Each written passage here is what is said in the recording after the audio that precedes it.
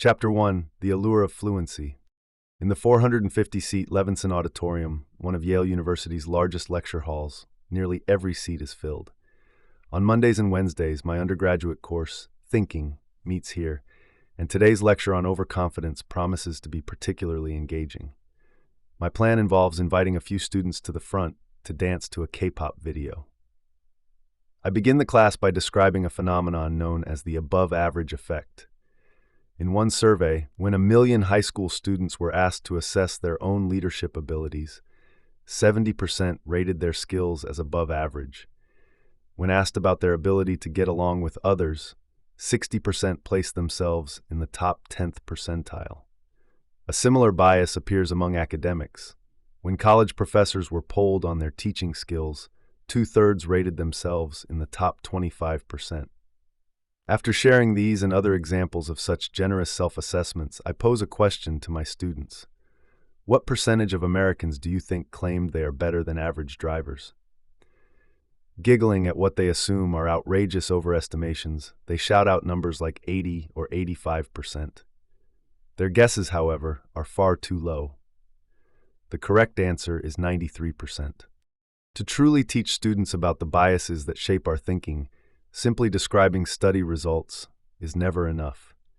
I try to create experiences where they can witness these biases in themselves, lest they fall prey to the not me bias, the conviction that while others may have cognitive blind spots, we ourselves are immune. One student might believe he isn't overconfident because he sometimes feels insecure, while another might think that because her predictions about exam scores are usually accurate, she is equally realistic about her leadership abilities or driving skills. This is where the dancing comes in. I show the class a 6-second clip from the music video for BTS's Boy With Love, a video with more than 1.4 billion views on YouTube. I have chosen a segment between 118 and 124, where the choreography is not overly technical. After the first viewing, I announce that there will be prizes for anyone who can successfully perform the dance. We then watch the clip 10 more times and even view a slowed-down tutorial version. When I ask for volunteers, 10 brave students walk to the front, spurred on by the cheers of their classmates. I am certain that hundreds of others in the audience believe they could do it too. After watching the steps so many times, even I feel a surge of confidence. It's only 6 seconds. How hard could it be? At the audience's insistence, the volunteers turn to face the crowd, away from the screen. The music starts. What follows is a chaotic scene of flailing arms and random kicks, all at wildly different times. One student invents entirely new steps while a few others give up after only 3 seconds. The room erupts in hysterical laughter. This demonstration was modeled after a study on the illusion of fluency that occurs when learning new skills. In that study, participants watched a 6-second video of Michael Jackson performing the moonwalk. The steps appear uncomplicated, and he executes them with an effortlessness that suggests he isn't even thinking about them. Some participants watched the clip just once, while others watched it 20 times. Afterward, they were asked to rate how well they thought they could perform the moonwalk themselves. Those who had watched the video 20 times were significantly more confident than those who had seen it only once, believing they had memorized every movement. Yet when the moment of truth arrived and they were asked to actually do the dance, there was absolutely no difference in performance between the two groups. Watching Michael Jackson 20 times without practicing did not make anyone a better moonwalker. This is the fluency effect. Things that our mind can easily process elicit overconfidence. We often fall for this illusion of skill acquisition after seeing someone else accomplish a difficult feat effortlessly. We replay Whitney Houston's powerful vocals in our heads and think it can't be that hard to hit that high note. We watch a YouTube video on how to make a perfect soufflé, or see before and after pictures for a new diet and believe we can achieve the same results with ease. When we see a final product that looks fluent or masterful, a lofty soufflé, an easy-to-read book, a flawless double axel in figure skating, we mistakenly believe the process behind it must have also been fluent, smooth, and easy. It is easy to forget the countless revisions that went into the book or the years of practice behind the athletic achievement. As Dolly Parton famously said, it costs a lot of money to look this cheap. TED Talks are another prime example. At typically 18 minutes long, their scripts run only 6 to 8 pages. Since the speakers are experts, one might assume that preparing such a short talk is a simple matter. Yet TED's guidelines recommend that speakers dedicate weeks or months to preparation, with speaking coaches suggesting at least 1 hour of rehearsal for every minute of the talk. The 20 or so hours of rehearsal do not even include the time spent figuring out what to include and, more importantly, what to leave out. Short presentations are often harder to prepare for than long ones, as every word counts. A former student working at a prestigious consulting firm once told me the one skill he wished he had learned at Yale was how to convince a client of something in just 3 minutes. It is the hardest kind of presentation to pull off, yet it looks so easy when done right. The fluency illusion is not limited to skills. It also appears in the realm of knowledge. We are more likely to give credence to new findings when we can understand the mechanism behind them.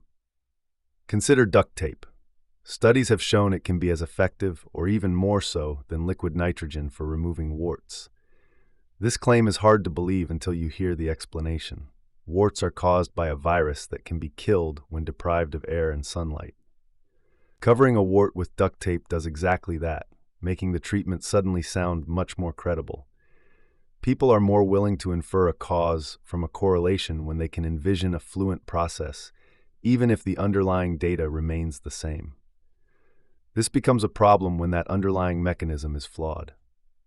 In my research, I once encountered a book from the 1960s by a self-styled neo-astrologer named Michel Gauquelin. He presented statistics suggesting that people born after the rise and culmination of Mars were more likely to become eminent physicians, scientists, or athletes. He dismissed the unscientific idea that planets bestow talents at birth and instead offered a seemingly fluent explanation. Since our personalities are innate, fetuses with certain traits send chemical signals to precipitate labor in response to subtle gravitational forces from extraterrestrial events. Given such an elaborate explanation, a skeptic might shift from no way to, This illusion of knowledge may also explain the persistence of some conspiracy theories. The idea that Lee Harvey Oswald assassinated John F. Kennedy because he was a CIA agent seems more plausible when an explanation is added that the CIA was concerned about the president's handling of communism. Similarly, the QAnon theory was made more convincing to its followers through the use of operational jargon, which created an illusion of insider knowledge. A third type of fluency effect, arising from something completely irrelevant, is the most insidious of all. While the fluency of a task can make us underestimate its difficulty, and a fluent explanation can make a claim seem more credible, our judgments can also be distorted by factors that have no bearing on the matter at hand. One study, for instance, found that the names of stocks affect expectations of their performance. Researchers created made-up company names that were easy to pronounce, like Flinks, and others that were less pronounceable, like Ulymnius. With no other information, participants judged that the shares with more pronounceable names would appreciate. This effect held true with real stocks. On the New York Stock Exchange, companies with easy-to-pronounce names like Southern Pacific Rail Corp. performed better than those with difficult-to-pronounce names like Guangshen Railway Co. To rule out the possibility that this was due to the foreign sound of some names, a final study looked at the pronounceability of three-letter stock ticker codes. Companies with pronounceable tickers, like CAR for Car Global, performed significantly better than those with unpronounceable ones, like HPQ for Hewlett-Packard. The fluency of a ticker code is completely arbitrary, yet investors valued those companies more highly. A similar effect can be seen with internet searches. Having access to information at our fingertips can engender overconfidence. In one study, half the participants were told to search online for answers to questions like, "Why does the moon have phases?" Later, all participants were given a new set of unrelated questions, such as, "What caused the Civil War?" Those who had used the internet in the first phase rated themselves as more knowledgeable, even about topics they hadn't Googled. Access to unrelated information was enough to inflate their intellectual confidence. Even though I understand the fluency effect, I sometimes fall prey to it. After watching a 40-minute YouTube video on grooming a long-haired dog, I spent an equally fruitless 40 minutes trying to groom my own Havanese, disproving the American Kennel Club's claim that they are cute no matter the hairdo. I am also a sucker for gardening catalogs. The glossy photos of impeccably cared-for vegetable gardens convince me to order enough seeds for an acre of land I don't have.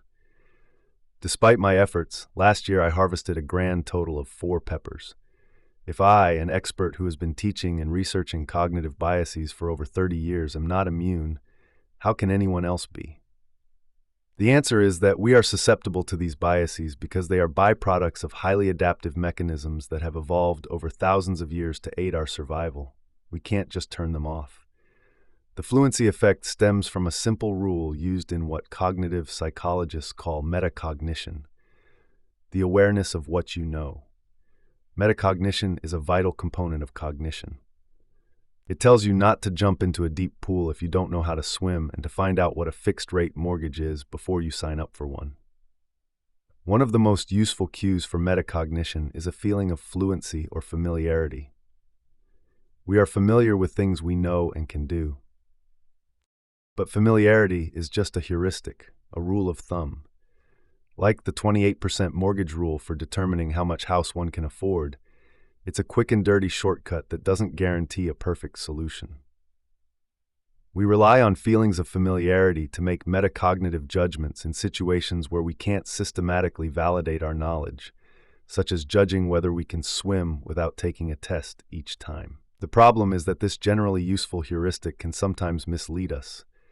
A person can become highly familiar with the moonwalk after watching a video 20 times, and this feeling of fluency can deceive them into thinking they know how to do it.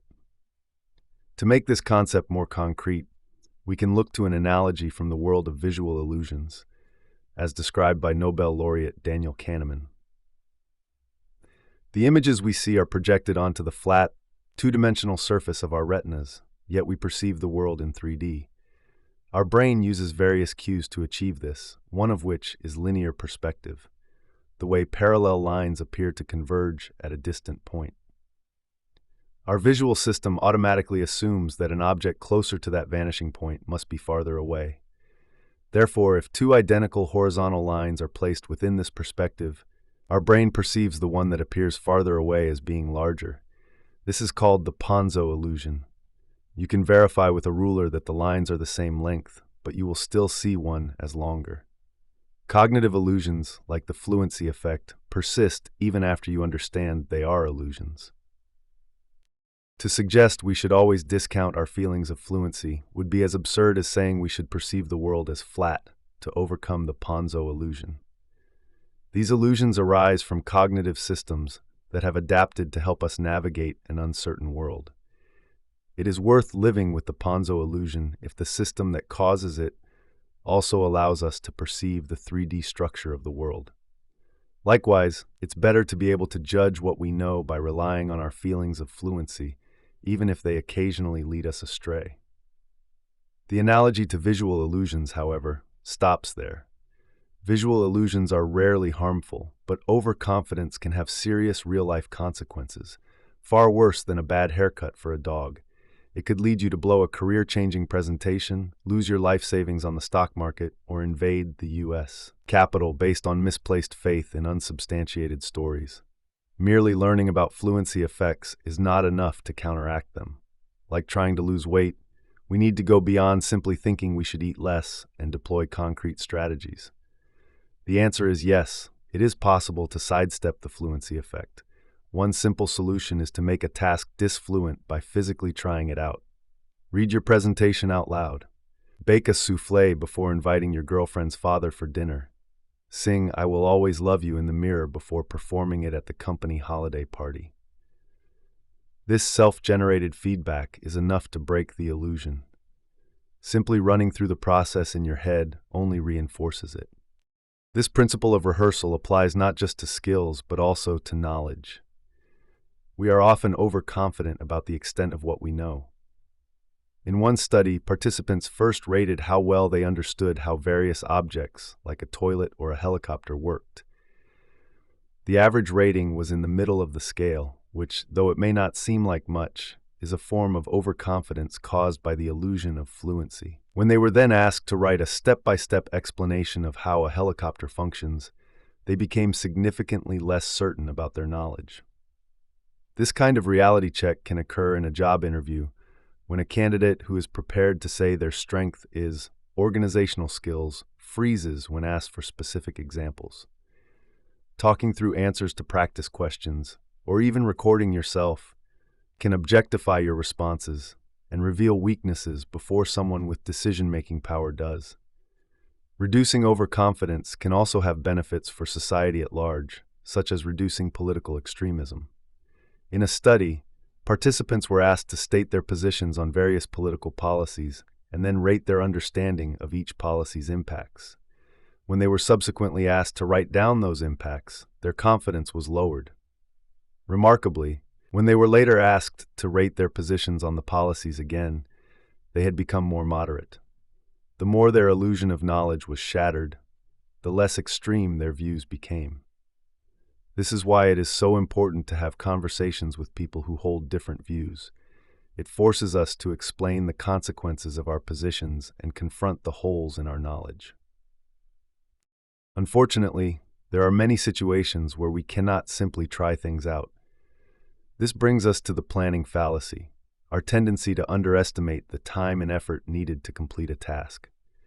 Notorious examples include the Sydney Opera House, which ended up costing $102 million instead of the budgeted $7 million and took 10 years longer than estimated, and the Denver International Airport, which overran its budget by $2 billion. This fallacy is not limited to construction. According to the Standish Group, between 2011 and 2015, only about 30% of IT projects in the United States were successfully completed on time and on budget. The planning fallacy stems partly from wishful thinking and partly from the illusion of fluency that arises when we picture a project running smoothly in our minds. In one study, participants asked to create detailed, step-by-step plans for their Christmas shopping became even more overconfident in their time estimates than those who made no plans. The detailed plans created an illusion of a smooth, effortless process. While breaking down a task into smaller steps can be a vital part of planning, we must also find ways to counter the resulting illusion of fluency. Since we can't practice Christmas shopping or building an opera house, we must make our mental simulations more disfluent by considering potential obstacles. This includes not only task-relevant obstacles like holiday traffic, but also unexpected contingencies that have nothing to do with the task, such as getting sick or a leaking water heater. My own personal solution is to always add 50% more time to my initial estimate. Optimism can act like engine oil for the fluency effect, making everything appear to run more smoothly and causing us to shut our eyes to potential setbacks. While optimism is generally a good thing, it reduces stress, improves health, and is essential for our motivation to pursue anything in life, it can lead to blind optimism. Realistic optimism is seeing the glass as half full. Blind optimism is denying that the glass is half empty, or that you are even in a tunnel. We are likely hardwired for optimism, as shown in studies with animals, but this can easily worsen the fluency effect. A historic example is the initial handling of the COVID-19 pandemic in the United States, where some believed the virus would magically disappear. To avoid such blind optimism, we should think about similar cases from the past and assume the current case will be the same, rather than focusing on why this time is different. Data-driven predictions are more accurate than those based on intuition or wishful thinking. To wrap up this chapter, I will apply these lessons to my own plans to remodel my house. It is 100 years old, with failing windows and a 1960s bathroom. My husband and I know little about home maintenance, and this lack of confidence is a significant advantage. While knocking down a half wall in the living room seems like a simple matter of sledgehammering, it could easily be another example of the fluency effect. I have also chosen a minimalist design for the bathroom that appears simple to recreate. Heeding the advice of remodeling experts, we have allowed for 50% more time and money than the contractor's estimates, preparing for the discovery of water damage, mold, or wasp nests. My last remodeling project also taught me not to leave the contractor alone for too long. This time, the process will not be as easy as turning the pages of an issue of Architectural Digest, but armed with a healthy dose of skepticism toward fluency, there will be a light at the end of the tunnel. This initial exploration of fluency reveals a fundamental paradox in our thinking.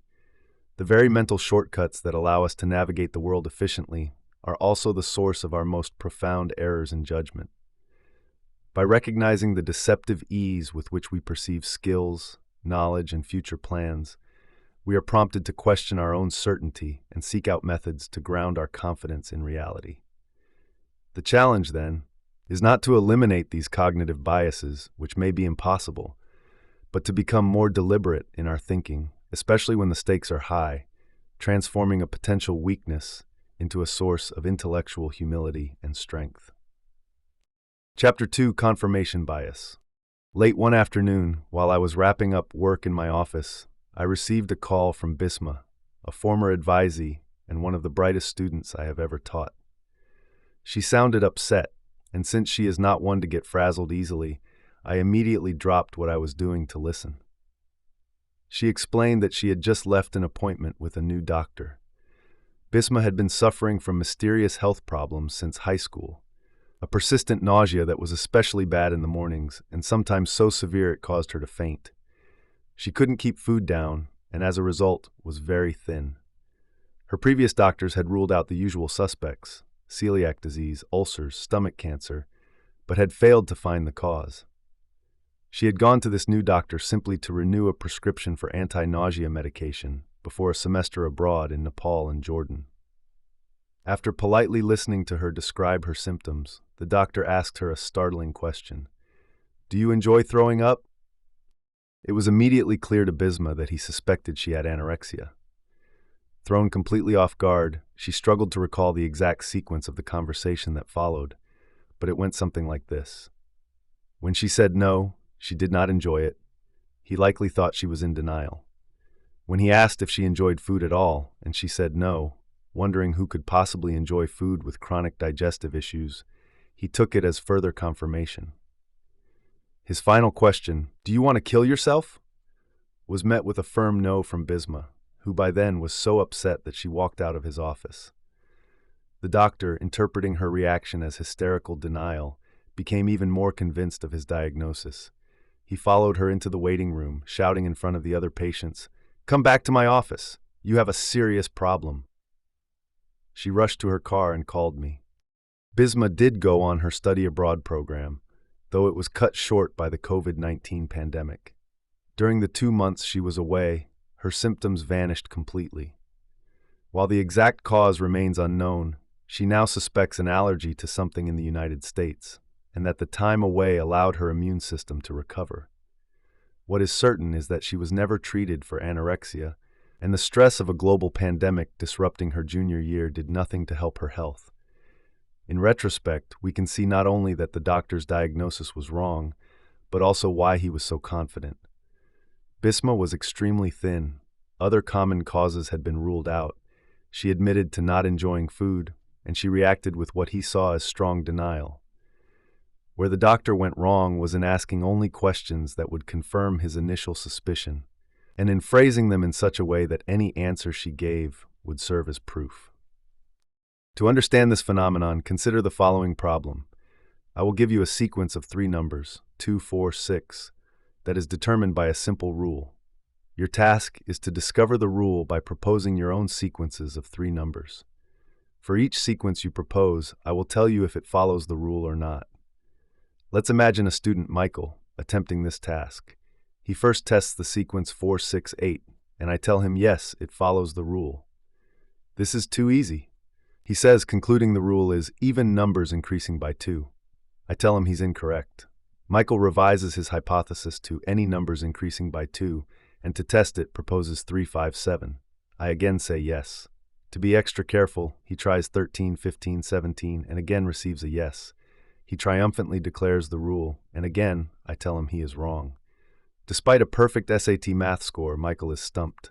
He tries Mega 9 and 7 and 5 and 1004, 1006, 1008, both of which conform to the rule. How could it not be any numbers increasing by 2, he wonders. Michael's mistake was doing what most people do in this experiment. He only tested sequences that would confirm his hypothesis. Confirming data is necessary, but it is not sufficient. You must also try to disconfirm your hypothesis. There are an infinite number of possible rules consistent with the data Michael had gathered. Perhaps the rule was numbers increasing by 2 that are greater than -10. To find the correct answer when so many possibilities exist, one cannot simply test the first hypothesis that comes to mind. Michael eventually considers an alternative rule, numbers increasing by the same amount, and tests it with 3, 6, 9. I say yes. He tries 4, 8, 12, and again gets a yes. He now feels sure the rule involves a constant interval, but he is still wrong. Frustrated, he generates a random sequence, 4, 12, 13. I smile and tell him yes, it conforms to the rule. This is the critical test, the one that violates the hypothesis he has been nursing.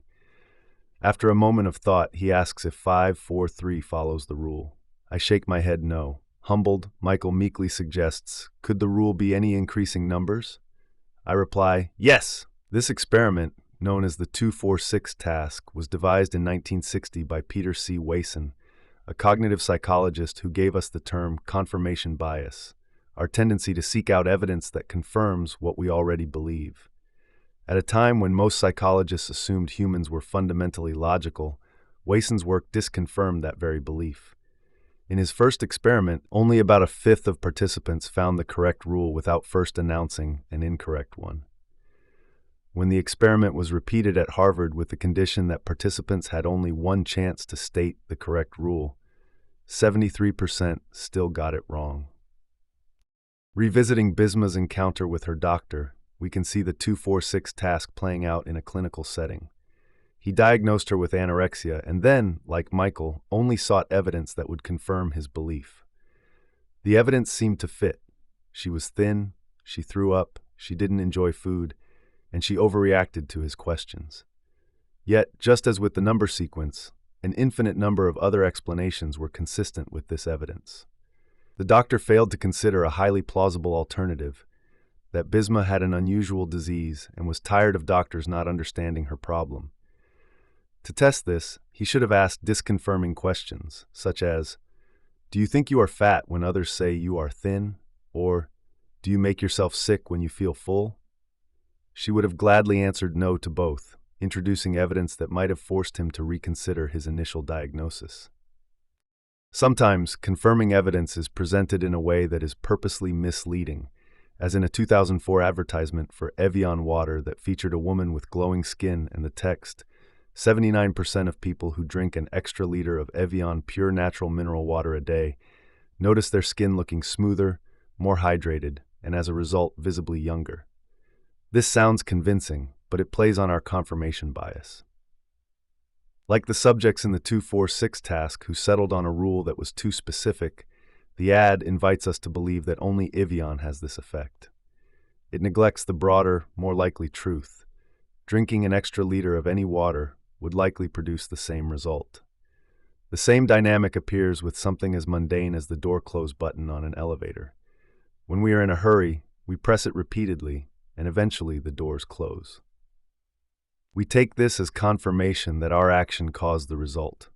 We fail to run the disconfirming test, not pressing the button, to see if the doors would have closed anyway on their own timer. In fact, due to the Americans with Disabilities Act, most of these buttons are inactive for a set period to allow everyone time to board. Years ago, I took advantage of this bias to comfort my 5-year-old son. We had just moved into a large Gothic-style house at Yale, and when students decorated it for a Halloween party, my son became terrified. I filled a spray bottle with water, told him it was monster spray, and we went through every room, spraying it everywhere. Ever since, not one monster has been spotted in the house. This bias can also be committed collectively, for centuries. The practice of bloodletting, which persisted from antiquity into the late 19th century, is a prime example. Healers believed that drawing out a patient's bad blood would cure them. George Washington likely died after his doctor drew 1.7 liters of blood to treat a throat infection. The practice endured because healers saw confirming evidence everywhere. They would bleed a patient, and the patient would often get better. What they neglected to check was what would happen if they did not perform bloodletting. Since the human body often heals itself, a great number of people would have recovered anyway. They focused only on the confirming evidence, allowing a harmful practice to endure for 2,000 years. The bias is so powerful that even after a lecture on it, about a third of my students fail a quiz designed to detect it. The quiz describes a researcher who finds that among 1,000 people with high leadership qualities, 990 also have high self-esteem. When asked what conclusion can be drawn, many students select, there is a strong positive association.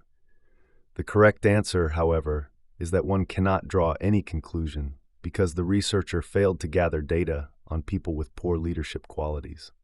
Without that disconfirming group, the data is meaningless. While these examples may seem academic, confirmation bias can be deeply harmful to the person who commits it. It can lead to an inaccurate and damaging view of oneself. Imagine a person named Fred who takes a $1.99 online test for social anxiety and is told he is in the 74th percentile. He starts to search his memory for confirming evidence. The time he had trouble speaking at a staff meeting, his dread of cocktail parties. He forgets to retrieve disconfirming evidence, like the meeting where he confidently pointed out flaws in a policy. Convinced he is socially anxious, he begins to avoid social situations, creating a self-fulfilling prophecy. This dynamic can be even more potent with the advent of direct-to-consumer DNA tests.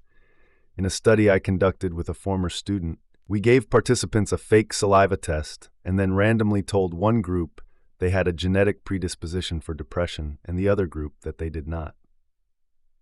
When later asked to report on their mood over the past 2 weeks, the group told they had the gene-present feedback, reported significantly more depressive symptoms. They had likely engaged in a biased memory search, recalling every time they felt sad or unmotivated to make sense of the new genetic information, rewriting their own recent history in the process. This can create a vicious cycle. A tentative hypothesis about oneself becomes more certain as one exclusively accumulates confirming evidence, which in turn leads one to seek out even more. These vicious cycles can also operate at a societal level. When my daughter was in the first grade, we attended an awards ceremony where my husband was being honored by the National Academy of Sciences. On stage with him were dozens of other awardees, almost all of whom were men. My daughter asked loudly, "Mom, how come there are more boys than girls up there?" I was both proud of her for seeing what I had not, and embarrassed that, as a scientist myself, I had become so accustomed to the gender imbalance that I no longer noticed it. The truth is analogous to the answer to the 2-4-6 problem. The rule isn't only men can be good at science, but the broader, both men and women can be good at science. Traditionally, however, society has operated on the narrower hypothesis. By giving men the vast majority of opportunities, society has gathered a mountain of confirming evidence that men are good at science, while creating little disconfirming evidence to the contrary. This is no different from my son believing in monster spray. The consequences are tangible. A search for the scientists who developed the COVID-19 vaccines reveals numerous women, such as Dr. Özlem Türeci and Dr. Katalin Kariko of Pfizer-BioNTech and Dr. Kizzmekia Corbett of the team behind the Moderna vaccine. Society is robbed of talent when stereotypes prevent entire groups from being given a chance. A 2020 report from Citibank quantified this loss, estimating that race-based discrimination and lack of equal opportunity over the past 2 decades have cost the American economy $16 trillion. If confirmation bias is so detrimental, why do we have it? The ironic answer is that it is adaptive. It helps us survive by allowing us to be cognitive misers. An ancient ancestor who found berries in Forest X had little reason to expend energy searching Forest Y if Forest X provided enough to eat. Herbert Simon, a Nobel laureate, called this principle satisficing, a combination of satisfying and sacrificing. In a world of infinite possibilities, We stop our search when we find a solution that is good enough. Studies show that satisficers are generally happier than maximizers, who endlessly search for the perfect option. Confirmation bias is a side effect of this adaptive need to find a good enough answer and move on. The problem is that we continue to use this strategy even when it is maladaptive and gives us the wrong answers. Given its deep-seated adaptive origins, confirmation bias is incredibly difficult to eliminate. The key is not to fight our tendency to confirm, but to exploit it. The solution is to consider not just one but two mutually exclusive hypotheses and try to confirm both. In a variation of the 2-4-6 task, where participants must discover the rules for two categories, DAX and MED, success rates skyrocket. When a participant tests a sequence they believe is MED and is told it is actually DAX, they receive powerful, disconfirming evidence about their hypothesis for DAX, forcing them to revise it. We can apply this to the gender imbalance in science. To test the hypothesis that men are great scientists, we must also test the alternative. By giving women opportunities to become scientists, we test the hypothesis that they are not, and when they succeed, we disconfirm the original narrow belief.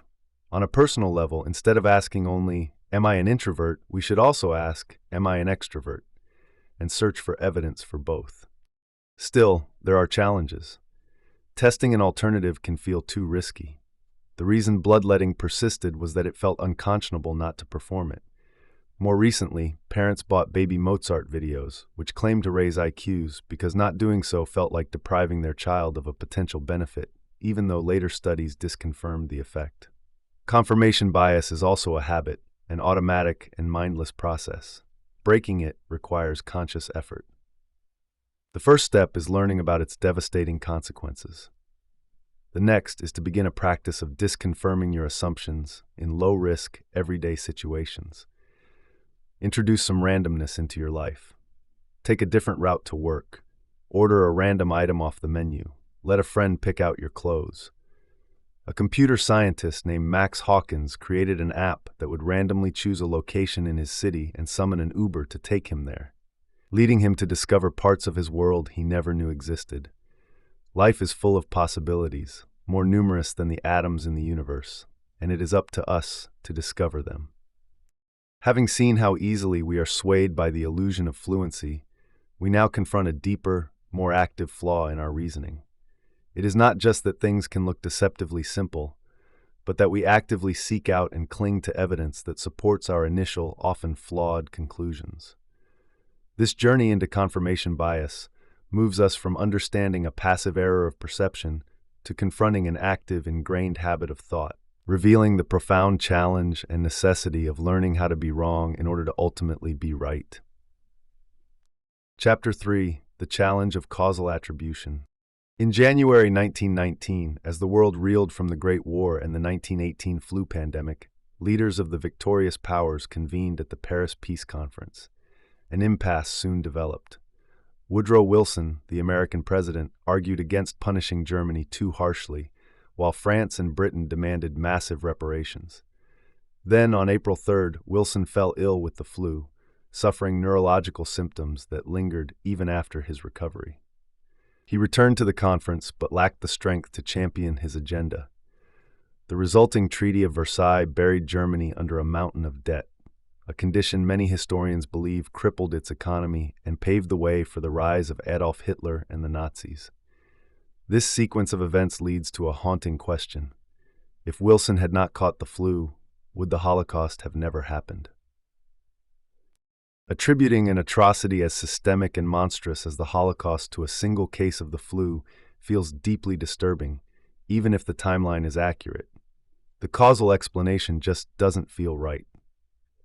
For one, there is no guarantee that a healthy Wilson could have swayed the other leaders, or that Germany's economy would not have struggled for other reasons. But even if we could somehow prove it, if a time traveler could prevent Wilson's illness and confirm that the Nazis never gained power, we would still hesitate to name the flu as the sole cause. The Holocaust had countless other potential causes. If Hitler's parents had never met, he would not have been born. If anti-Semitism had not existed, the genocide would not have occurred. What if Germany had discovered a vast oil field, or won the war, or if the assassination of Archduke Franz Ferdinand had never happened, preventing the war altogether? Any of these events might have thwarted the Holocaust, yet we do not blame a lack of oil, an assassination, or an Allied victory for the tragedy that unfolded. The number of possible causes for any event is infinite, yet we do not choose one arbitrarily. We can generally agree on which causes are more or less plausible because we rely on a set of common cues or heuristics for causal reasoning. Some of these cues might lead us to blame Wilson's flu, while others exonerate it. We tend to expect causes and effects to be similar, for instance, and the vast disproportion between a man's illness and the systemic murder of millions makes that link feel tenuous. We also look for causes that are both sufficient and necessary for an outcome to occur. And when there is a long chain of events, we often assign more blame to more recent events, or to those that seem controllable. These cues are merely rules of thumb. They help us pick reasonable causes, but cannot guarantee we will find the true one. Yet we rely on them so heavily that we often don't realize how they can lead us astray. One of the most intuitive cues we use is similarity. We expect causes to match their effects in magnitude and character. A fast-moving pool ball sends another one flying. A loud explosion signals a large impact.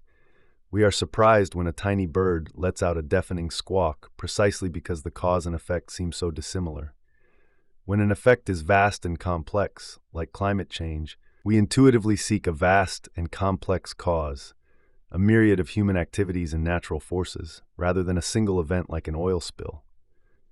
Conversely, a simple effect like a broken glass on the floor suggests a simple cause, like one person dropping it. This heuristic is one reason the link between Wilson's flu and the Holocaust feels so disturbing. It seems to trivialize the murder of 6 million Jews, along with hundreds of thousands of others, by blaming it on a single illness. Our mind grasps for a cause that is more palpably evil and on a grander state-level scale. This discomfort both illustrates and is driven by the similarity heuristic, but this reliance can mislead us. A freshly baked cake smells wonderful, but can be terrible for our health, while pungent foods like kimchi can be quite healthy.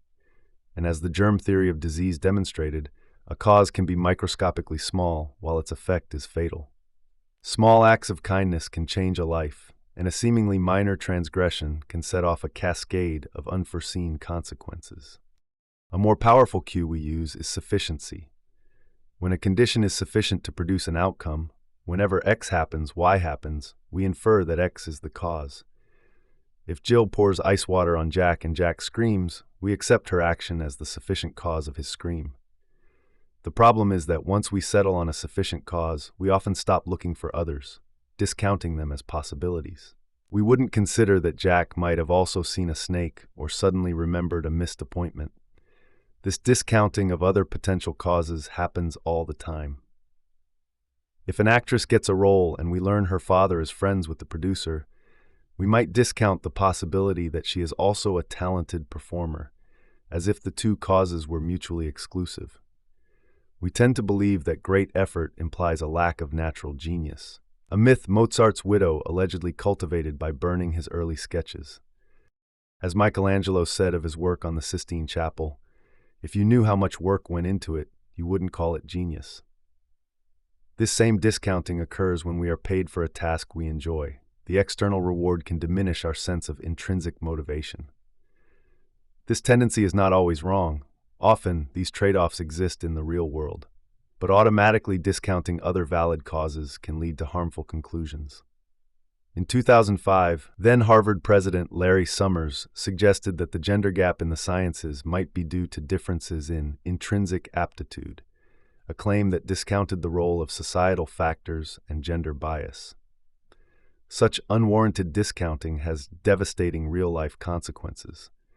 A study inspired by his comments found that when female students were told that men perform better on math tests due to a gene on the Y chromosome, their scores on a subsequent test dropped by 25%. When another group was told the difference was due to teacher bias in early schooling, their scores were unaffected. Learning of a biological cause led them to automatically discount environmental ones, harming their own performance. The other side of the coin is necessity. A condition that is necessary for an outcome, the but-for rule in legal systems, is a strong candidate for a cause. If Humpty Dumpty had a great fall from a crumbling wall, his lawyer would argue that, but for the king's neglect in maintaining the wall, the injury would not have happened. This use of counterfactual reasoning is not irrational. We do it all the time.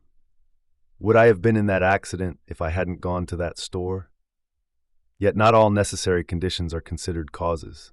Oxygen is necessary for wildfires, but we don't blame oxygen for them. To be born is necessary to die, but birth is never listed as a cause of death. Necessity must be complemented by other cues such as abnormality. We tend to pick unusual events as causes. The presence of oxygen is normal. The king's neglect of his property is abnormal. This helps explain why causal attributions often diverge. From the perspective of Lynn, who is normally calm, the cause of her nervousness in an interview was the interviewer's grumpy style, an abnormal event for her. From the perspective of the interviewer, who sees many candidates, Lynn's nervousness was more pronounced than others, making it the abnormal factor. This divergence is stark in the debate over gun violence in the United States. From a domestic perspective, where gun ownership is widespread, a mass shooting is seen as the result of an abnormal shooter. From a global perspective, the abnormal factor is America's gun prevalence, which is more than double that of the runner-up nation. We also tend to blame actions more than inactions, even when the outcomes are identical. An investor who actively switches stocks and loses $10,000 feels worse than one who holds a stock that loses the same amount. We are outraged by a government that actively kills its citizens, but we are merely saddened by a report that the same number of people die daily from hunger and inaction. This is because it is easier to imagine undoing a specific action. Inaction, by its nature, is invisible, and its costs are easy to neglect, even when they are irreversible, like the failure to address climate change. Similarly, we tend to fixate on the most recent event in a sequence. We celebrate the player who scored the winning basket at the buzzer, forgetting all the points that came before. In one experiment, when two people playing a coin toss game both needed heads to win and the second person tossed tails, nearly everyone blamed the second person for the loss, even though the outcome was random and the first person's toss was equally responsible. We give too much credit or blame to the final event in a chain, ignoring other factors and depriving them of their fair share. Perhaps the most important cue we use is controllability, because the primary function of causal reasoning is to control future events. We want to know why our date was late so we can decide whether to see them again. We focus on factors we believe are controllable. A man who arrives home too late to save his wife from a heart attack feels grief if he was stuck in an uncontrollable traffic jam, but he feels immense guilt if he was delayed by a controllable choice, like stopping to buy beer.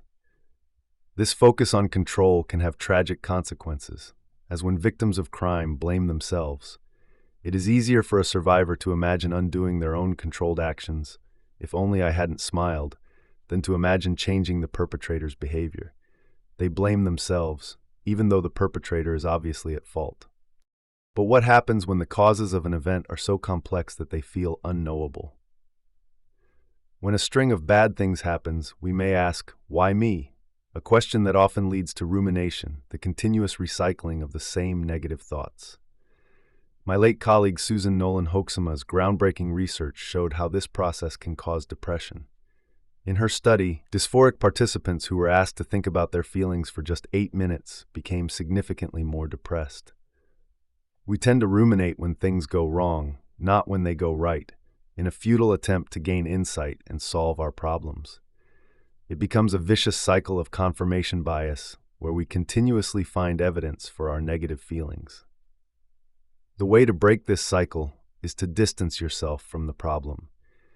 In another study, participants who were asked to recall an angry memory from the perspective of a distant observer showed significantly less anger. This self-distanced perspective has long-term benefits, allowing for a new, less emotionally charged representation of the event to take hold. One question remains: how can we know if a question is answerable at all? Strictly speaking, no why question is ever truly answerable. As the philosopher David Hume noted, the perception of causality is an illusion. We can never be 100% certain that one event caused another. When we believe we have found the right answer to a why question, what we have really found is the best guide for our future actions. Perhaps, then, the only questions worth asking are those that can inform what we do next. If we can stop obsessing over the unchangeable past, we can take a more distant view, freeing ourselves from remorse and regret and engaging in more constructive problem-solving the next time we face a tricky situation. The search for causes, for credit, and for blame is a fundamental human endeavor, but one fraught with unseen biases. Moving from the danger of being too sure of our beliefs, we now see that the very foundation of those beliefs, our understanding of why things happen, is built not on solid logic, but on a shifting collection of mental shortcuts. The challenge is not simply to be right, but to understand the profound and often unsettling uncertainty that underlies every assignment of blame, every acceptance of praise, and every story we tell ourselves about what causes what. Chapter 4: The Perils of Examples. I use a great many examples in my teaching, a practice supported by cognitive psychology research. Vivid examples are more convincing, easier to understand, and harder to forget than decontextualized, abstract explanations. As an illustration, consider the principle. If you need a large force to accomplish some purpose, but are prevented from applying such a force directly, many smaller forces applied from different directions may work just as well. While this makes sense, the abstract description is unlikely to be remembered tomorrow. Now consider a story. A small country suffered under a dictator who ruled from a strong fortress in the center of the land. A great general raised an army to free the country, knowing a full-scale assault could capture the fortress. But a spy reported that the dictator had planted mines on all the radiating roads, set to detonate under the weight of a large force but allow small groups to pass. A direct attack was impossible, so the general devised a simple plan. He divided his army into small groups, sent each to a different road, and at his signal, they all marched down their respective paths, arriving at the fortress at precisely the same time. The story makes the same conceptual point as the abstract principle, but it is far more engaging and memorable. Concrete examples are not only more powerful, but also more convincing. In 1969, the U.S. Congress mandated a vague warning on cigarette packages that had little effect. A 1984 law required more specific warnings about lung cancer and heart disease, but even these felt bland. In Australia, however, tobacco warnings are paired with photos. A premature baby with oxygen cords, repulsive green teeth next to a warning about oral cancer. This approach, using disturbing and vivid imagery, has been scientifically shown to work. The CDC's anti-smoking campaign, featuring testimonials from former smokers, one speaking through an electronic voice box after a laryngectomy, another showing mottled scars from cardiovascular surgery, increased quit attempts by 12%. While vivid examples are a great way to communicate, this chapter is about their perils. Specific anecdotes can be too powerful, leading us to violate important rational principles. In 2020, it was common to hear people dismiss scientific evidence with personal stories. My grandfather had COVID-19 and recovered in a week, so it's just the flu. Or my friend never wears a mask and didn't get sick. Looking at our friends' magazine-grade photos on social media, we know rationally that these are curated moments. Yet, it is nearly impossible not to feel that their lives are more glamorous and less troubled than our own. To avoid being overly influenced by anecdotes, we must ask why they are so powerful. Some argue that our minds are built to think in terms of what we can see, touch, smell, taste, and hear, rather than in abstract concepts. A graphic picture of oral cancer is convincing because it makes you almost feel the pain. While true, this doesn't fully explain why a single story about a woman who died of a blood clot after receiving the Johnson & Johnson vaccine can single-handedly override CDC statistics showing that only 6 of 6.8 million recipients had developed such clots. The question should be reframed. Why are we swayed less by abstract statistics than by specific cases? The main reason is that most of us do not fully understand statistics. There are at least three key concepts: the law of large numbers, regression toward the mean, and Bayes' theorem, that are essential for avoiding irrational judgments. The law of large numbers is the simple principle that more data is better. We would be more confident in calling a restaurant excellent after 5 great meals than after just one. The more observations we have, the more accurately we can generalize. Though we intuitively grasp this, we frequently ignore it. The vast majority of startups fail, yet a single story about the founders of Airbnb can make anyone fantasize about becoming a rich entrepreneur. Despite overwhelming data on climate change, a single snowstorm can prompt a tweet questioning global warming. As Stephen Colbert quipped in response, "Global warming isn't real because I was cold today." Also, great news, world hunger is over because I just ate. Scientific evidence confirms this bias. In one study, students selecting future courses were far more influenced by a handful of anecdotal video reviews than by mean evaluation ratings based on the experiences of over 100 former students. In another study, participants were asked to donate to save the children after reading about a food crisis in southern Africa. One group read statistics about the millions of children affected and donated an average of $1.17. Another group was shown a picture and story of a single 7-year-old girl from Mali named Rokia. Their average donation was $2.83, more than twice as much. This identifiable victim effect is so potent that even when a third group was explicitly taught about it, their behavior barely changed. Learning about the bias made those who saw Rokia's story donate less, but it did not make those who saw only statistics donate more. To avoid making the same mistake, I must offer more than anecdotes.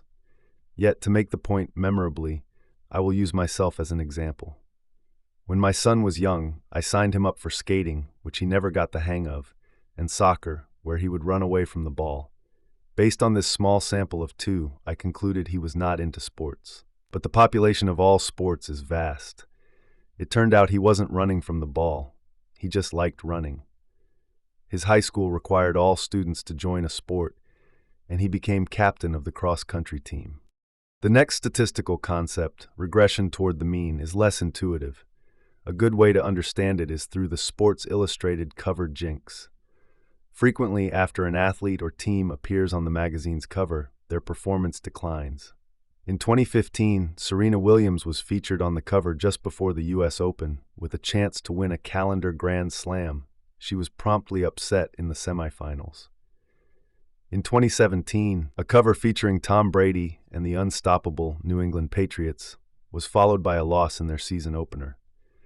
This isn't a jinx, but a statistical phenomenon. An athlete typically makes the cover after a period of exceptional performance, which is often an extreme outlier influenced by luck and random factors. Statistically, their subsequent performance is likely to be closer to their average or to regress to the mean. To illustrate, imagine 10,000 students guessing on a 100-question true-false test. The average score will be around 50, but by sheer luck, one student might score a 95 and another a 5. On a second, similar test, the student who scored 95 is highly unlikely to be that lucky again, and their score will tend to fall. The student who scored 5 is unlikely to be so unlucky again, and their score will tend to rise. This has nothing to do with their knowledge or motivation. It is purely a statistical artifact.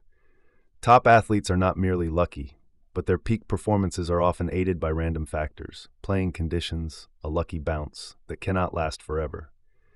Ignoring this leads to the regression fallacy, where we create inaccurate causal stories, blaming a performance decline on arrogance or giving undue credit to a teacher whose worst-performing students improve on their next test. This fallacy is especially problematic in hiring decisions based on interviews. Candidates on a shortlist are often closely matched in skill, so random factors, the interviewer's mood, a candidate's mismatched shoes, can have an outsized impact on the outcome. The interview itself is a tiny, vivid sample of performance that often leads decision-makers to ignore the larger, more reliable data of a candidate's long-term record. A candidate who has a brilliant interview may simply be having a lucky day and will likely regress to their mean performance once hired. Conversely, a great candidate who has a nervous interview might be written off.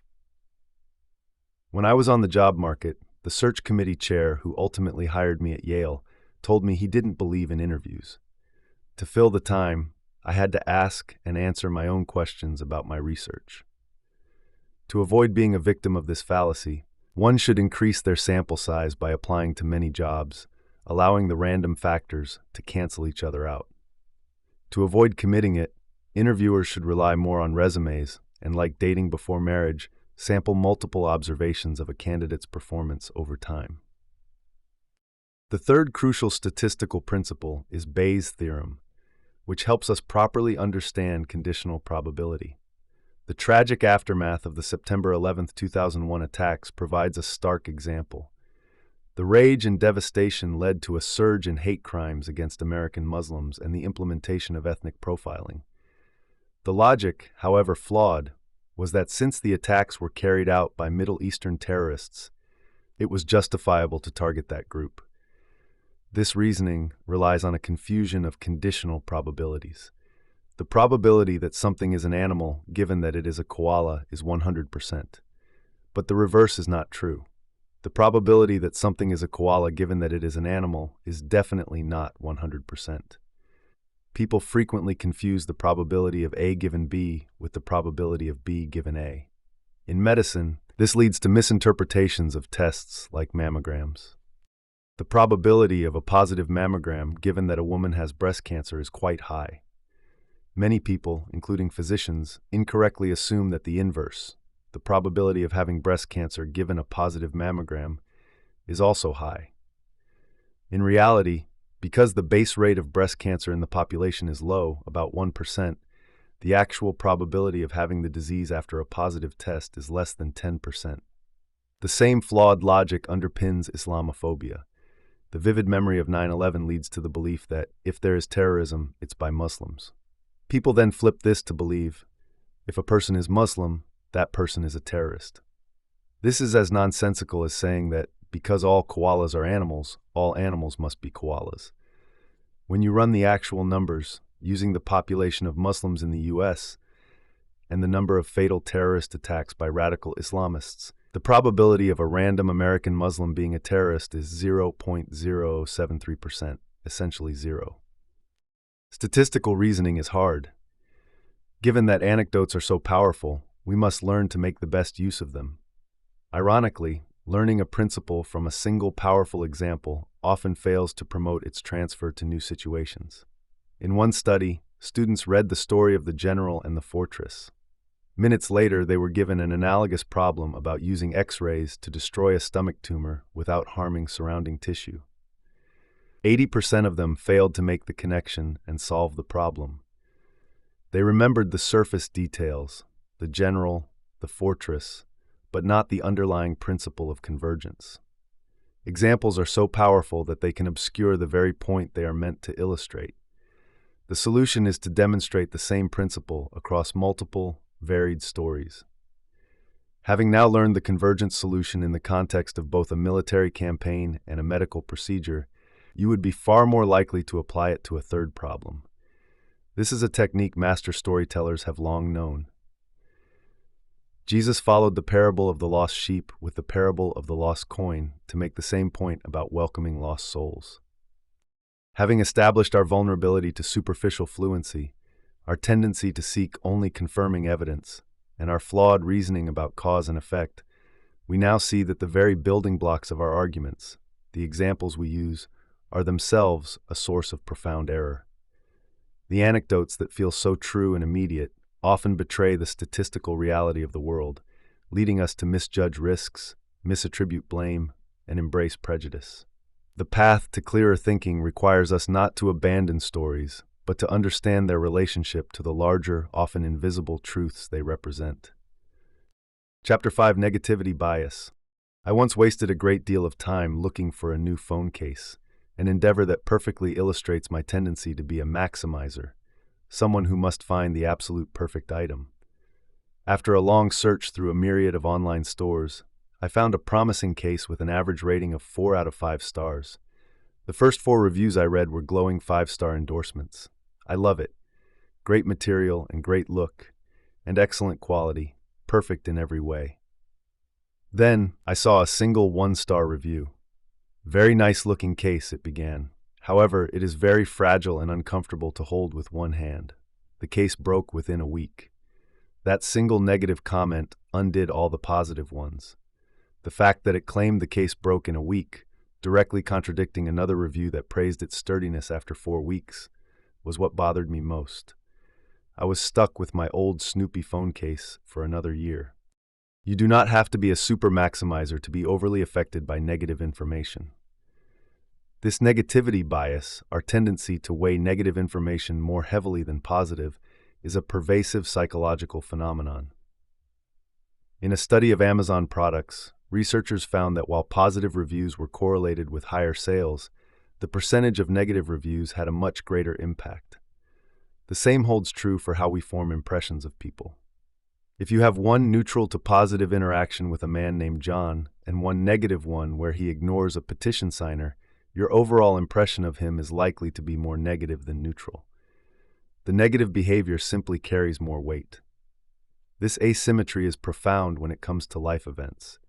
A single episode of childhood trauma can cast a shadow over a lifetime, a darkness not easily offset by a multitude of happy memories.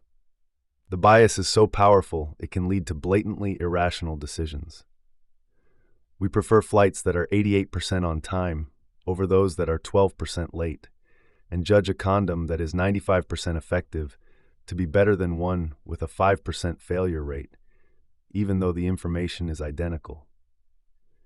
In one striking study, participants were asked to taste the exact same ground beef, but half were told it was 75% lean, while the other half were told it was 25% fat. Those who ate the 75% lean beef rated it as less greasy, higher in quality, and better tasting. I first became interested in this bias in the context of college admissions, a world that seems on the surface to contradict it. Admissions guidebooks and university policies, like Yale's, emphasize the importance of passion, of being outstanding in one specific field. This suggests they would favor a student like Carl, with a mix of A's in some subjects and C's in others, over a student like Bob, who has uniform B's, assuming their GPAs are the same. Carl's transcript seems to show passion, while Bob's shows consistency. To test this, I conducted an experiment. When asked to choose between a student with varied grades and one with homogeneous grades, a majority of participants, including undergraduates, online participants, and most tellingly, nearly 80% of professional admissions officers, chose the student with uniform grades. They saw the C's on Carl's record as a negative that the A's could not balance out. They also predicted that the student with B's would be more successful in life. This held true even when the experiment was repeated with admissions officers from the most competitive colleges and hypothetical students with stellar 4.0 GPAs. A student with many A+, but a few B+, was seen as less desirable than a student with all A's. The negativity bias prevailed over the stated preference for passion. This bias profoundly affects our decisions involving money, a phenomenon explored in the field of behavioral economics. In their revolutionary prospect theory, Daniel Kahneman and Amos Tversky identified what is known as loss aversion. This is not simply a preference for gains over losses. It is the insight that the psychological pain of losing something is far more powerful than the pleasure of gaining the same thing. Losing a $100 bill feels much worse than finding one feels good. In a simple game, almost no one will accept a 50-50 coin toss to either win or lose $100. For most people, the potential gain must be at least 2.5 times the potential loss before they will take the bet. Loss looms much larger than gain. This translates to real-world financial decisions, where an investor might turn down an opportunity with a significantly positive expected value simply because the thought of losing the initial investment feels catastrophic. This principle can be manipulated. A car salesperson who frames the choice in terms of features you will lose from a fully loaded model will sell a more expensive car than one who frames it in terms of features you can gain on a base model, because the fear of loss is a more powerful motivator. This was proven in a real-world field experiment involving teachers in Chicago. A traditional year-end bonus for improved student test scores, a gain frame, had no effect on performance. But when teachers were given the bonus at the start of the year and told they would have to pay it back if their students didn't improve, a loss frame, student scores improved by as much as 10 percentiles. The fear of losing the money was a far stronger incentive than the prospect of gaining it. Loss aversion also helps explain the endowment effect. We value things more simply because we own them. This is why a seller of a used item almost always thinks it is worth more than a buyer does. The effect is instantaneous. In a classic study, students were evenly split in their preference for a college mug or a chocolate bar. But when they were first given a mug, only 11% were willing to trade it for the chocolate. Once they owned it, losing it felt like a real loss. The pain of loss may even be literal. Another study found that participants who took acetaminophen, a pain reliever, did not exhibit the endowment effect, suggesting that the feeling of loss has a physical component that can be chemically dulled. Like many cognitive biases, the negativity bias is with us because it is adaptive. For our ancestors living close to the margins of survival, losing something, food, shelter, a tool, could mean death. Prioritizing the prevention of losses over the pursuit of additional gains was a crucial survival strategy. When you are driving and the gas light is on, you will turn off the air conditioning to conserve every drop of fuel, no matter how hot it is. The bias still serves a useful function today, drawing our attention to things that need to be fixed. We don't consciously think about our breathing until it becomes labored. The threat of losing that ability is a powerful motivator to take action. An innate form of this bias is hardwired into parents, who are biologically tuned to respond to a baby's negative signals, like crying, rather than its positive ones. Despite its utility, this bias can be harmful when it becomes extreme, leading us to make the wrong choices and causing undue anxiety. We are not, however, powerless against it. One strategy is to consciously reframe the questions we ask ourselves. In a study of a hypothetical custody battle, participants were asked to decide between an average parent, parent A, and a parent with a mix of strong positive and negative traits, parent B. When asked which parent they would deny custody to, they focused on parent B's negative traits and chose to deny them. When asked which parent they would award custody to, they focused on parent B's positive traits and chose to award them. By simply changing the frame from negative to positive, we can achieve a more neutral balance in our own thinking. A second strategy is to counteract the endowment effect by reframing ownership. Professional organizer Marie Kondo intuitively understands this. By instructing people to take all their clothes out of the closet and dump them on the floor, she breaks the sense of ownership. The decision is no longer about what to lose, but about what is worth gaining back into your life. This shifts the choice from a loss frame to a gain frame, making it much easier to part with things we no longer need. I used this same logic to cancel my Disney Plus subscription and return a dress I had ordered online. I asked myself if I would subscribe or order them now, knowing what I knew. The answer was no. We have now seen how our thinking is warped not only by superficial ease, confirmation of our beliefs, flawed causal stories, and misleading anecdotes, but also by a deep, primitive fear of loss. This negativity bias reveals that our emotional responses, especially to threats and negatives, can systematically overpower the rational principles we believe are guiding us. It shapes our most trivial choices, like buying a phone case, and our most profound judgments about other people's worth and potential, demonstrating just how deeply our fear of what might go wrong can prevent us from seeing what could go right. Chapter 6: Biased Interpretation. In 1999, while meticulously preparing for the birth of my daughter, I came across a study in the journal Nature that made me reconsider buying a nightlight. The study claimed that babies who slept with a light on were 5 times more likely to become nearsighted. The media picked up the story, with CNN reporting that even low levels of light could keep a developing infant's eyes working when they should be at rest. I immediately crossed nightlights off my newborn prep list. A year later, Another paper in Nature debunked the original study, revealing that the correlation was not causal. Instead, a third factor was at play. Nearsighted parents were more likely to use nightlights in their children's rooms, and their children were more likely to inherit their myopia. The correlation was spurious. CNN duly corrected its earlier report. Yet when I became pregnant with my son a year after that, knowing full well the science, I still could not bring myself to use a nightlight. It felt wiser to risk a bruised knee in the dark than to take even the smallest chance with my children's eyesight. Of course, both of my children now wear glasses. As a cognitive psychologist, I became fascinated by my own resistance to the updated information, a phenomenon I call causal imprinting. It works like this. First, we observe a correlation between A, nightlights, and B, myopia. From this, we infer that A causes B. The critical stage is when we learn about a third factor, C, parental myopia, that is the true common cause of both A and B. The rational response would be to revise our initial belief, but we often don't. The initial belief that A causes B becomes imprinted, and we continue to interpret the data through that lens, even when new evidence shows the original correlation was spurious.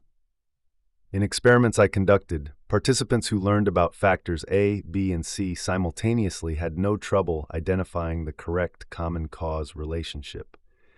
But like me with the nightlights, participants who first learned the simple and wrong A causes B relationship were unable to revise their belief, even after being shown the full picture. This is another form of confirmation bias, but one that occurs not because we fail to seek out contradictory information, but because we interpret new data to fit with what we already believe is true. This kind of biased interpretation is pervasive. When my son was 4, he insisted that the yellow traffic light was in fact orange. I patiently corrected him, but to prove his point, he insisted I just look at it. At the next light, I did, and I was stunned to see that he was right. It was undeniably closer to orange than lemon yellow, a design choice, I later learned, meant to ensure maximum visibility. My entire life, my parents had called them yellow lights. I had called them yellow lights, and I had dutifully drawn them with a lemony yellow crayon. Until my son corrected me, I saw them as yellow. This biased interpretation of reality, shaped by our existing beliefs, is extremely common. Though harmless in the case of a traffic light, such biases can persist in the face of contrary evidence even when they cause significant harm. We all know people who blame their problems on external factors, like the person who is always late due to traffic, or those on the opposite end of the spectrum who blame everything on themselves, suffering from imposter syndrome and unable to accept a compliment. These harmful interpretations are particularly pronounced in people who suffer from depression. An ambiguous social cue, like a friend not immediately replying to a text, can be interpreted as a sign of rejection, reinforcing feelings of worthlessness. People also perpetuate harmful stereotypes that hurt others. In a powerful study on the gender pay gap, science professors were asked to rate an application for a lab manager position. The application was identical for all participants, except for one detail. On half, the applicant's name was John, and on the other half, it was Jennifer. The professors, all trained to interpret data without bias, rated John as significantly more competent, hireable, and deserving of mentoring.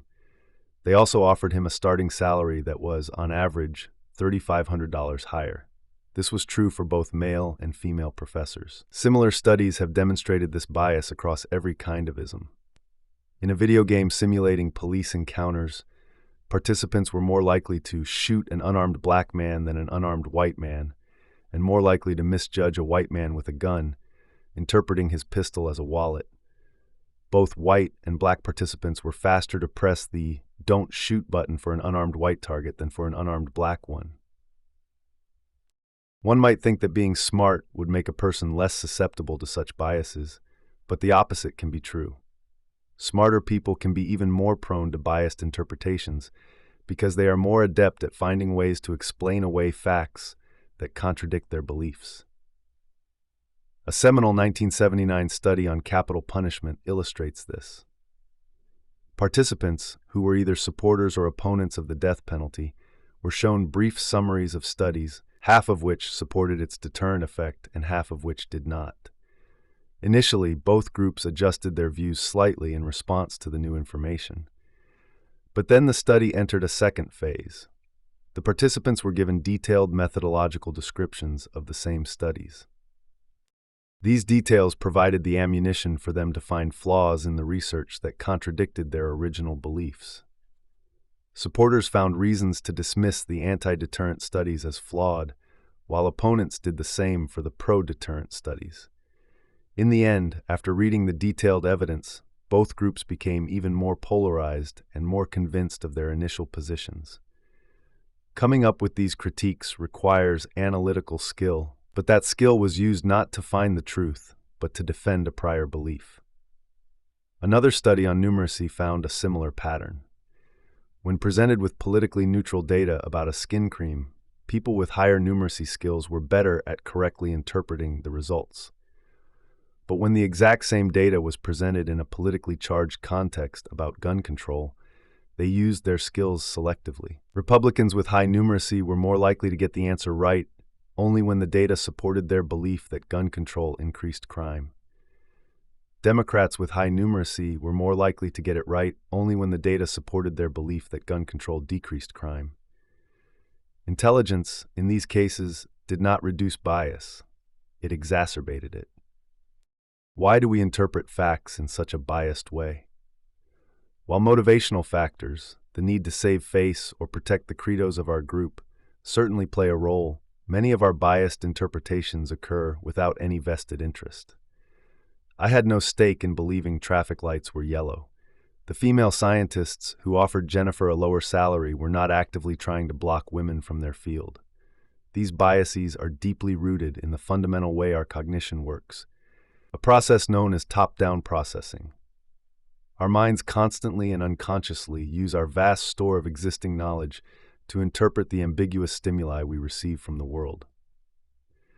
This is why we can understand spoken language despite its phonetic ambiguity. Our brain automatically fills in the gaps. It's why I could not hear "yell at your nose" in a voicemail transcription, no matter how many times I replayed the recording of Yale, ear, nose, and throat. This top-down processing is essential. Without it, the world would be a chaotic, unintelligible mess of sensory data. But this same process is what gives rise to our biased interpretations. In one of my experiments, participants who were led to believe that long bacteria cause nitrogen in soil began to perceive ambiguous medium-length bacteria as long when paired with nitrogen and as short when not. Their belief literally changed what they saw. What, then, are we to do? The process that gets us into trouble is the same one we need to make sense of the world. The first step is to understand that biased interpretations are an inevitable part of our cognitive machinery. Once we accept that we are all prone to these biases, we can begin to counter their perils. When our beliefs are about ourselves, the self-defeating notion that we are a failure, techniques like cognitive behavioral therapy can help us break the habit of indulging negative thoughts. When we are burdened by someone else's biased interpretations, understanding their cognitive origins can help us be more tolerant and focus on solving the problem rather than trying to change their mind. But when these biases manifest as prejudices that are morally repugnant or matters of life and death, individual solutions are not enough. It is enormously challenging to change a deeply entrenched worldview. This is why we sometimes need systemic policies and regulations. A college vaccine mandate can protect public health even when individuals hold wildly divergent views on vaccine safety. The Equal Employment Opportunity Act provides a systemic check on discrimination. While we must continue to educate and de-bias people as much as we can, some biases are so entrenched that the only way to counteract one system is with another, one that is explicitly designed to protect the greater good. The thread of our cognitive fallibility now leads us to the very act of perception. We have seen how our minds are swayed by fluency, confirmation, flawed causal logic, anecdotes, and fear of loss. Now we see that even our most basic interpretations of the world are not objective reflections of reality, but constructions shaped by what we already believe.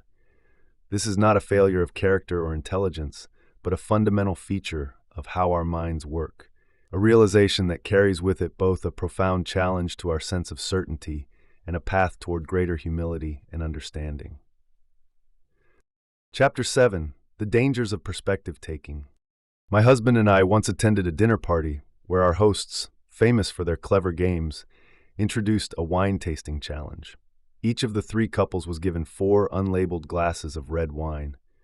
One partner would taste the wines and write a description of each on an index card. The other partner would then taste the wines and try to match them to the correct descriptions. One couple, avid wine connoisseurs, went first. The husband, using the familiar jargon of an expert, described the wines as medium-bodied, oaked, austere, and herbaceous. His wife, reading his descriptions aloud, was clearly intimidated, yet she was only able to make one correct match. Next were a pair of English professors. The husband composed a splendid impromptu poem for each wine, comparing one to a cherished memory and another to a shared triumph. We all listened, captivated, as his wife read them in a beautiful, sonorous voice. She got 0 matches. Then it was our turn. My husband and I are both psychology professors, and if our work has taught us anything, it's how overconfident people are about knowing their own minds, let alone anyone else's. My husband knows me well, and one thing he knows for sure is that I know nothing about wine. My taste buds are functional, but I am just as happy with a cheap boxed blend as an expensive vintage. In fact, I don't even like red wine. He took less than a minute to write his descriptions. I smiled as I read them, tasted the wines, and matched all 4 correctly. What he had written was simple: most sweet, second, third, and least sweet. The other couples were quite bitter after the game, unable to conceive how their spouses could have failed to understand their perfect descriptions.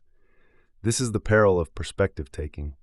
We don't realize how difficult communication truly is. We talk, write, listen, and read all our lives, yet we fail to grasp how often we are misunderstood. Miscommunications are far more common than we think, even among those we know best. Consider written exchanges like texts and emails where many of us use sarcasm. When we send a sarcastic message, we assume the recipient will understand our intent. A study testing this assumption found that while both senders and recipients were highly confident in their ability to convey and detect sarcasm among friends, their actual accuracy was no better than a coin flip. It's a scary thought that half of our sarcastic jokes may have been taken seriously and half our serious statements mistaken for sarcasm.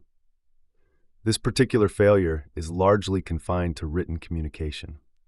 In voice messages, a recognizable sarcastic intonation, slightly elongated syllables, and a higher pitch usually clarifies the intent. That said, you can still freak out a little. Even when we use our voices, communication failures are common. Many everyday utterances are ambiguous. The question, "Do you like my new outfit?" could be a genuine request for an opinion, a plea for a compliment, or an expression of annoyance. Unlike with sarcasm, there is no agreed-upon intonation to distinguish these meanings. In a study that explored this, speakers were asked to convey a specific meaning of an ambiguous sentence to a listener who was either a stranger or a close acquaintance, such as a spouse of more than 14 years. The speakers were confident they had been understood, especially by their spouses. The reality was starkly different. On average, listeners guessed the correct meaning less than half the time, and there was absolutely no difference in accuracy between strangers and spouses. Even after more than a decade of marriage, your partner may misunderstand your tone, and thus your meaning, as often as not. This happens because of what psychologists call the curse of knowledge. Whenever we perceive something, we automatically and unconsciously interpret it in the light of what we already know. We then assume that everyone else, even those who don't share our knowledge, will see the situation the same way. This egocentric bias is obvious in young children. In the classic Sally Ann task, a child watches as Sally places a marble in a basket and leaves the room. Ann then enters and moves the marble to a box. When asked where Sally will look for her marble, most children under the age of 4 will say the box. They cannot comprehend that Sally holds a false belief because they themselves know the truth. While adults are more sophisticated, they suffer from the same fundamental difficulty. In a more complex version of the task, College students who knew a violin had been moved to a red container were unable to completely ignore that privileged information when predicting where the original owner, who knew nothing of the move, would look for it. Anyone who has played the board game Pictionary has felt the frustration of the curse of knowledge. The person drawing becomes exasperated when their teammates fail to guess what seems so obvious, forgetting that the rich mental image they hold is not fully captured in their simple sketch.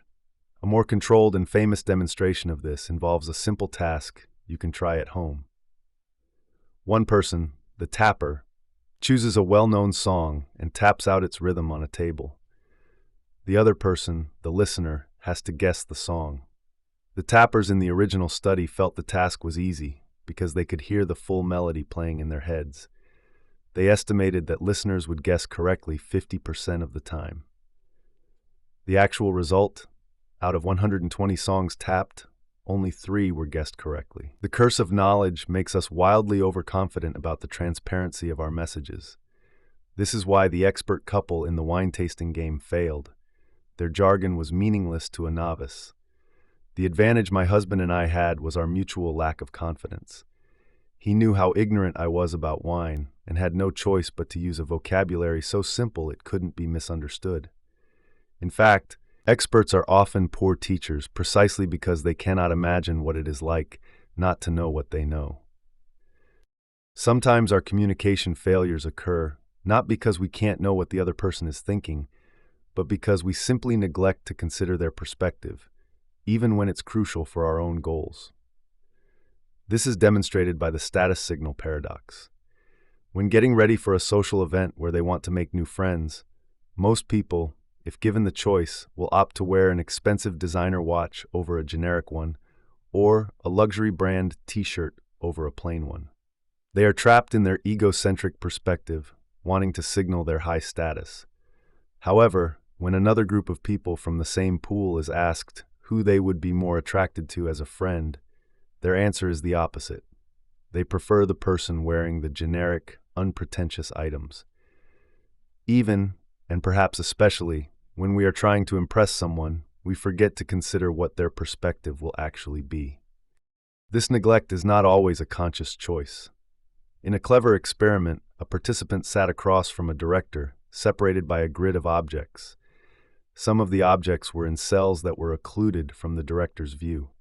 When the director, who could only see one block, said, "Move the block 1 slot up," the American participants who could see 2 blocks hesitated, often asking, "Which block?" They struggled to ignore what they could see from their own perspective. Interestingly, when the same experiment was conducted with native Chinese participants, they responded instantly and correctly, reflexively adopting the director's point of view.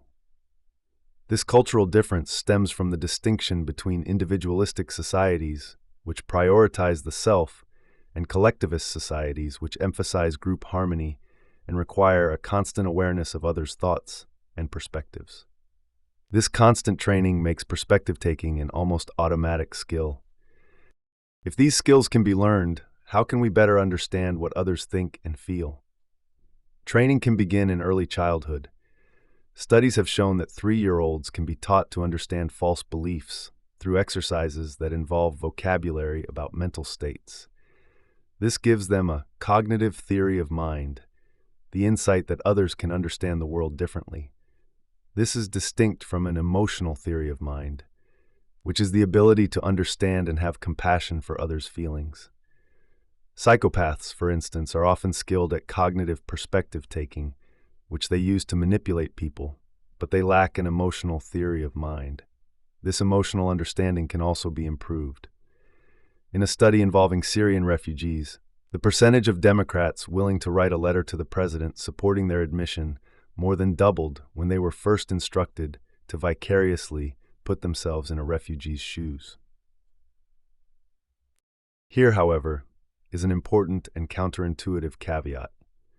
While we can learn the basic fact that others have different minds, our ability to accurately guess what is in those minds cannot be improved simply by trying to take their perspective.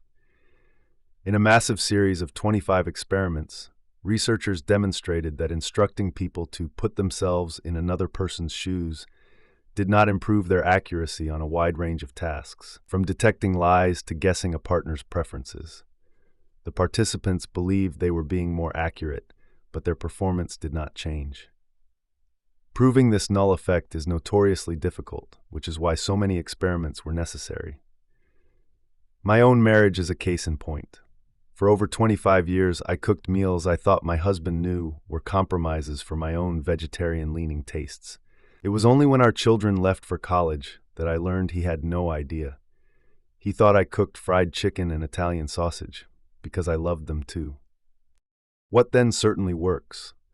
The solution is surprisingly simple. Stop guessing and start communicating. To convey our thoughts, we must be explicit. To understand others, we must ask them directly. The final, 25th experiment in the series I mentioned demonstrated this plainly. One group of participants was told to take their partner's perspective to answer a list of questions. Another was given 5 minutes to simply ask their partner the questions. The group that was allowed to ask did dramatically better. We project our own knowledge and feelings onto others, which makes us overconfident that we already know what they think. As a result, we forget to verify our assumptions. Gathering facts directly from the source is the only sure way we have to understand each other. Having grappled with the ways our minds are distorted by fluency, confirmation, causality, anecdotes, and fear, we arrive at a failure that is perhaps the most personal of all. The failure to bridge the gap between our own mind and another's. The illusion that our perspective is transparent, that what is obvious to us must be obvious to others, lies at the heart of our most common and painful miscommunications. The path forward is not through a more effortful act of imagination, but through the simpler, more humble act of asking, listening, and accepting that the only way to truly know another's mind is to let them reveal it to you. Chapter 8. The Trouble with Delayed Gratification. I received my PhD in psychology at 25, several years younger than most in my field, not because of any genius, but because of a deadline. When I arrived in the United States from South Korea at 21, I was still learning the nuances of English, once answering the question, "What brought you here?" with a literal, an airplane. My plan for a typical 5 or 6 year doctoral program was upended when my advisor announced he was moving to another university. He offered me a dream postdoctoral position at his new institution, but only if I could finish my dissertation from scratch in a single year. It was a formidable challenge. I worked 16 hours a day, putting off all fun and pleasure. No movies, no parties, no beer. I lived on cracklin' oat bran, milk, and coffee. This experience proved I am perfectly capable of hanging on for significantly delayed rewards. Yet, I am also the least patient person I know. I reply to student emails in microseconds, demand immediate answers to my own questions, and find the wait for my favorite hairstylist to be sheer torture. I demand results, answers, and rewards immediately. These two stories, though seemingly contradictory, are not. To understand how, we must first explore how impatient most people are, a phenomenon known as delay discounting. Consider a choice, $340 now or $340 in 6 months.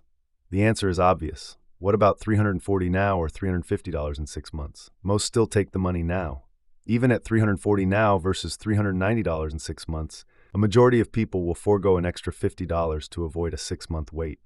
This might seem reasonable, but to turn that $340 into $390 would require an annual return of about 30%, far higher than any typical investment. The inconsistency of our irrational discounting becomes even clearer with another example. Given a choice between $20 now or $30 in 1 month, most people choose the immediate $20. But given a choice between $20 in 12 months or $30 in 13 months, most people choose to wait the extra month for the extra 10. The objective difference is the same, 10 in 1 month, but the delay feels much greater in the present than it does in the future. Of course, there is a limit. If the choice were between $340 now and $340,000 in 6 months, everyone would wait. This is how I must have viewed my PhD and the research job that followed, a reward so large that it justified the immediate sacrifices. But more often than is justifiable, we discount the utility of future rewards. This irrationality is evident in many real-life situations. When we choose not to recycle or invest in clean energy, we are effectively choosing a small immediate convenience over the invaluable future rewards of a healthy planet, a choice analogous to taking $350 now instead of $350 billion several decades from now. The same logic applies to personal health. Every time we yield to the temptation of a glass of wine or an unhealthy meal over the delayed gratification of a longer, healthier life, we reveal the powerful pull of the immediate. Delayed discounting also explains procrastination. The pain of a dreary task feels far more manageable when it is in the distant future, so we put it off, living in denial until the deadline is upon us. To learn how to delay gratification, we must first understand why we so often fail to do so. One reason is a simple lack of self-control. The smell of bacon can easily overpower our commitment to a diet. This struggle is famously captured in the marshmallow test, where young children who could wait longer for a second marshmallow later achieved higher SAT scores. The key to helping the children wait was distraction. Hiding the marshmallow or giving them a toy to play with substantially increased their wait times. This same principle works throughout nature. Even hungry pigeons can be taught to wait for a more desirable food pellet if they can distract themselves by pecking a different key. Another reason we fail to wait is the havoc of uncertainty.